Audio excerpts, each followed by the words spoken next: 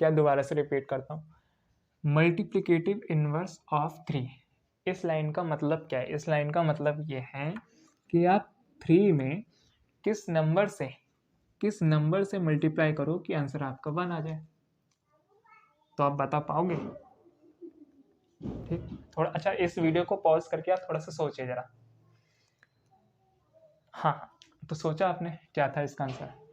तो देखिए 3 की मल्टीप्लाई आप किससे करना चाहोगे कि 1 आ जाए? तो आप उसका रेसिप्रोकल, 3 का रेसिप्रोकल कितना होता है? 1/3। रेसिप्रोकल का मतलब नहीं पता अभी, तो रेसिप्रोकल का मतलब होता है न्यूमरेटर को डिनोमिनेटर बना देना, डिनोमिनेटर को न्यूमरेटर बना देना। जैसे कि रेसिप्रोकल का मतलब फॉर एग्जांपल जैसे आपका P/Q है, तो अगर मैं इसका रेसिप्रोकल लूँगा तो इसका जो रेसिप्रोकल लूँगा वो Q/P हो जाएगा, मतलब इसका उल्टा। तो अगर मैं आपसे पूछूं 2/3 का क्या हो जाएगा, तो इसका रेसिप्रोकल कितना हो जाएगा? इसका रेसिप्रोकल हो जाएगा 3/2। ठीक है, ऐसे 3 है तो 3 का मतलब क्या है? 3/1। इसका रेसिप्रोकल लोगे तो 1/3 हो जाएगा। समझ रहे हो आप? ठीक है, तो रेसिप्रोकल का मतलब होता है न्यूमरेटर को डिनोमिनेटर में चेंज कर देना, डिनोमिनेटर को न्यूमरेटर में चेंज कर देना, मतलब आपस में इंटरचेंज हो जाएंगे, ऊपर का नीचे, नीचे का ऊपर। ठीक, तो 3 का कितना हो जाएगा? 1/3, है ना भाई? 3 की मल्टीप्लाई 1/3 से कर दो, आपका 1 आ जाएगा। कैसे आ जाएगा? 3 × 1/3, इसके नीचे 1 मान सकते हैं।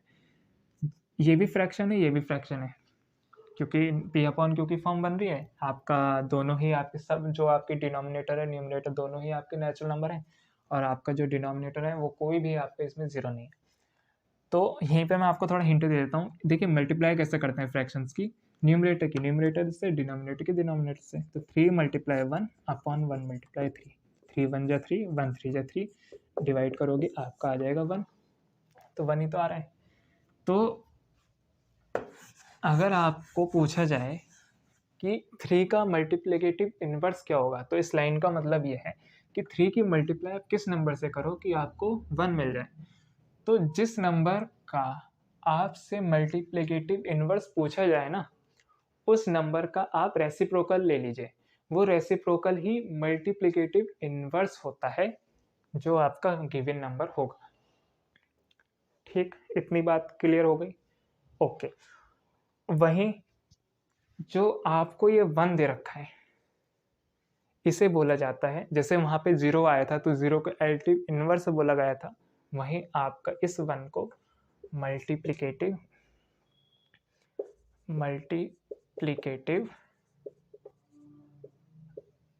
आइडेंटिटी बोला जाएगा। तो अगर कोई आपसे पूछे मल्टीप्लिकेटिव आइडेंटिटी क्या होती है, तो वो होती है 1। मल्टीप्लिकेटिव इनवर्स क्या होता है, वो आपका क्या, कैसे निकालोगे? जो नंबर आपको गिवन है उसका आप रेसिप्रोकल कर दीजिए, और जो रेसिप्रोकल आएगा वही जो आपको नंबर होगा उसका इनवर्स होगा। कहने का मतलब मेरा ये है, जैसे यहाँ 3 है तो 3 का आप रेसिप्रोकल ले लीजिए तो 1/3 हो जाएगा, क्योंकि 3 का मतलब क्या है? 3/1। इसका रेसिप्रोकल आप रहोगे तो कितना आएगा? ये आएगा 1/3। ठीक है, तो ये जो 1/3 आया यही इस 3 का मल्टीप्लिकेटिव इनवर्स होगा।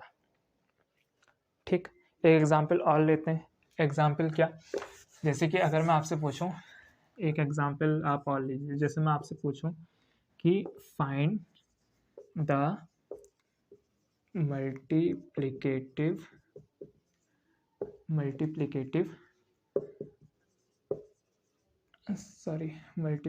इनवर्स है ना, तो मल्टीप्लिकेटिव इनवर्स ऑफ 4/5, ये 4 है, 4/5। आपको 4/5 का बताना है मल्टीप्लिकेटिव इनवर्स। कैसे बताएंगे? तो मैंने आपको बता दिया था, कुछ नहीं करना आपको। ठीक है, जो नंबर या जो फ्रैक्शन, ये जो रेशनल नंबर का मल्टीप्लिकेटिव इनवर्स क्वेश्चन पूछ रहा है ना, उसके लिए आप क्या करो, जो आपको नंबर दिया गया है उसका रेसिप्रोकल ले लो।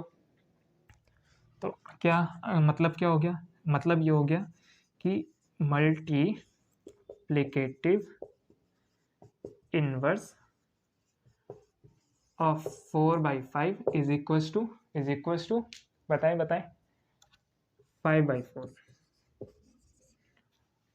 ठीक, आई होप आपको मल्टीप्लिकेटिव इनवर्स समझ में आया होगा। अच्छा, एक चीज़ और, अगर मैं आपसे पूछूं फाइंड द मल्टीप्लिकेटिव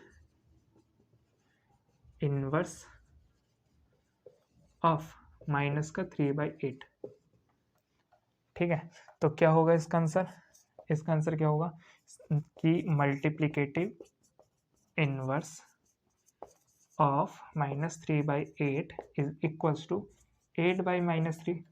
ठीक है, और आंसर में हाँ आप ऐसे भी लिख सकते हैं, कोई दिक्कत नहीं है, लेकिन मेनली जो आंसर होता है ना उस पर नेगेटिव साइन को हम न्यूमरेटर में बचाते हैं, तो आप इसे -8/3 भी लिख सकते हैं। ठीक, तो ये आपका मल्टीप्लिकेटिव इनवर्स हो गया और मल्टीप्लिकेटिव आइडेंटिटी हो गया। ठीक है, और एक चीज़ और मैं आपको बताने वाला हूँ।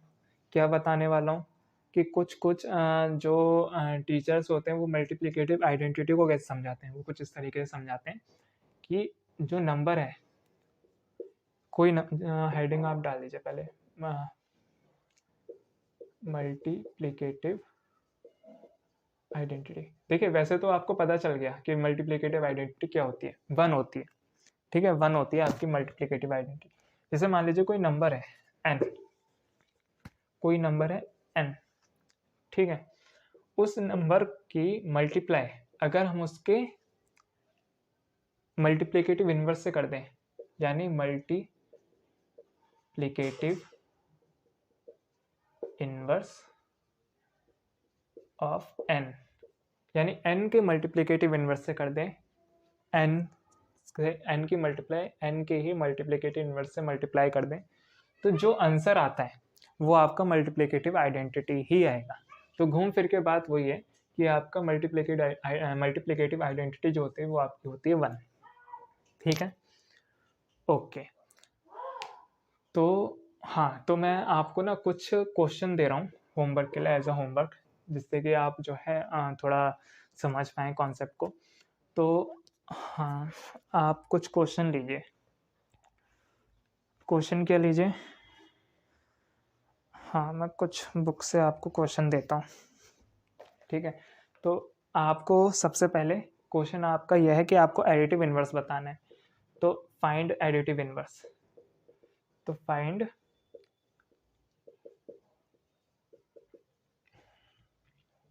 एडिटिव इनवर्स, तो पहला ए पार्ट है इसका, आपको 1/3 का बताना है। ठीक, दूसरा पार्ट है इसका बी पार्ट, ये बी लिखा है मैंने, बी पार्ट है 251/339 का बताना है, एंड सी पार्ट है आपको 13/16 का बताना है, एडिटिव इनवर्स। ठीक, दूसरा आपका क्वेश्चन रहेगा फाइंड मल्टीप्लिकेटिव इनवर्स। तो मल्टीप्लिकेटिव इनवर्स में देखिए पहला जो आपका क्वेश्चन रहेगा, मल्टीप्लिकेटिव के लिए आप ऐसे कीजिए, इन्हीं का ही मल्टीप्लिकेटिव इनवर्स निकालना। ठीक है, 1/3, 251/339 और सी पर 13/16। और मैं पहले ही आपको बता देता हूँ कि ये आपका 7 नहीं है ना, ये 51 है। और मैंने बहुत जनों को देखा है वो 7 कुछ इस तरीके से बनाते हैं। 7 ऐसे नहीं बनाया जाता है, गलत तरीका है। 7 ऐसे बनाया जाता है, ये काटा नहीं जाता, उसे कट नहीं लगाते उसमें। ठीक है, ओके, हाँ, तो ये एडिटिव इनवर्स आप निकालिए और मल्टीप्लिकेटिव इनवर्स निकालिए आप इन गिवन रेशनल्स, सॉरी आपके फ्रैक्शंस के, है ना, ये सब फ्रैक्शन ही तो है, किसी में भी आपके नेगेटिव साइन नहीं है ना, नेगेटिव साइन नहीं है यानी कि ये फ्रैक्शन हो गए। ओके, इसमें मैं आपको एक क्वेश्चन और बढ़ा रहा हूँ इसमें, मल्टीप्लिकेटिव इनवर्स में आप मल्टीप्लिकेटिव इनवर्स निकालें, इसका और निकालना 3 1/2। ठीक है, कुछ क्वेश्चन डिफिकल्ट नहीं है, बस इसको सॉल्व करना है। ये मिक्स फॉर्म है by the way, mix form I hope आपको पता होगी, नहीं होगी तो मैं आने वाली वीडियो में अभी आएंगे कुछ टाइप्स आएंगे, कैटेगरीज, जो कैटेगरी डिवाइड होती है फ्रैक्शन नंबर्स वगैरह के बारे में, वो सब मैं आपको बताऊंगा। लेकिन इसको सॉल्व कैसे करते हैं ये मैं चलो आपको बता ही देता हूँ। 3 से 2 की तो होती है मल्टीप्लाई, और जो नंबर आता है उसे आप 1 में क्या कर दोगे, ऐड कर लोगे, ठीक है। और जो रिजल्ट आता है वो एज अ न्यूमरेटर वर्क करता है। जैसे 3 2 जा, जैसे 4 3 और यहाँ 2 ले लीजिए, तो 2 4 जा 8, 8 में 3 आप करोगे ऐड 11, तो 11/2। तो ये इस तरीके से आपको सॉल्व करना है, ठीक। तो ये आपके क्वेश्चंस हैं जो आपको होमवर्क में करने हैं, और आपको जो भी इस वीडियो को देख रहा है वो इन सब के आंसर मुझे कमेंट्स बॉक्स में बताएंगे कि आपके आंसर इनके क्या क्या आए। और कमेंट्स बॉक्स में डालने के अलावा मैंने आपको पहले ही वीडियो के स्टार्टिंग में बता दिया है कि मैं डिस्क्रिप्शन में टेलीग्राम ग्रुप का चैनल डालूंगा। तो अगर इन चीज़ों से रिलेटेड 4 कॉन्सेप्ट मैंने आपको बताएं, multiplicative inverse, multiplicative identity, additive inverse, additive identity, ये 4 चीज़ें जो मैंने आपको बताई हैं, इससे रिलेटेड अगर आपको कुछ भी कन्फ्यूज़न हो तो आप मुझे टेलीग्राम ग्रुप में आके पूछ सकते हैं, या कोई भी आपकी प्रॉब्लम हो तो वहाँ आप मुझसे पूछ सकते हैं, ठीक। ओके, तो हाँ जी, तो बस आज के लिए इतना ही। बस ये 4 कॉन्सेप्ट मुझे इस वीडियो में आपको बताने थे। आई होप आपको वीडियो अच्छी लगी होगी और आपको ये चारों चीज़ें जो आपके चारों कॉन्सेप्ट थे वो अच्छे से आपको समझ में आए होंगे। तो वीडियो अच्छी लगी हो तो लाइक कर दीजिएगा, सब्सक्राइब कर दीजिएगा। लर्निंग मज़ा देखने के लिए आपका बहुत बहुत धन्यवाद। Thank you.